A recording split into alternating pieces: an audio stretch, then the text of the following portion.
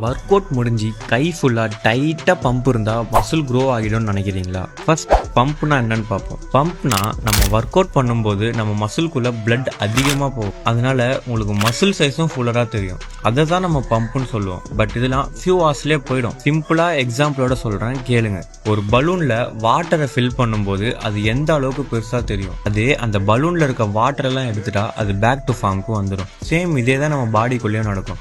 நம்ம work out பண்ணும்போது நம்ம மசில்குள்ள எந்த அளவுக்கு பிளட் போதோ அந்த அளவுக்கு ஃபுல்லரா தெரியும். அதே அந்த பிளட்ல அந்த மசில்ல இருந்து போயிட்டா உங்க மசிலும் பேக் டு ஃபார்முக்கு வந்துடும். க்ரோத்னா அந்த பலூனோட ரப்பர் திக்காதுற மாதிரி. அது எப்படி நடக்கும்னா, ஃபர்ஸ்ட் நீங்க உங்க மசிலுக்கு டென்ஷன் கொடுக்கணும், அதனால உங்க மசில்ல டேர் வரும். அந்த டேருக்கு புரோட்டீன் பிளஸ் ரெஸ்ட் கொடுத்தா ரிப்பேர் பண்ணி உங்க மசில் ஸ்ட்ராங்கர் அண்ட் திக்கரா ஆகும். இதுதான் ரியல் ஹைப்போட்ராஃபி. பம்ப்னா ஜஸ்ட் அது ஒரு ஃபீலிங் தான், பட் க்ரோத்னா அது ஒரு ப்ராசஸ். ஜிம்ல பம்பை சேஸ் பண்ணாம ஆக்சுவல் சிஸ்டமை சேஸ் பண்ணா ரிசல்ட் ஆட்டோமேட்டிக்காக வரும். அண்ட் உங்களுக்கு ஒரு ஃப்ரீ ஒர்க் அவுட் ஸ்பிளிட் வச்சிருக்கேன். அப்படி அந்த ஒர்க் அவுட் ஸ்பிளிட் வேணும்னா என்னை ஃபாலோ பண்ணிட்டு ஜஸ்ட் க்ரோன்னு கமெண்ட் பண்ணுங்க, நானே உங்களுக்கு டேரக்டாக டிஎம் பண்றேன். And follow me for more informative content. நன்றி.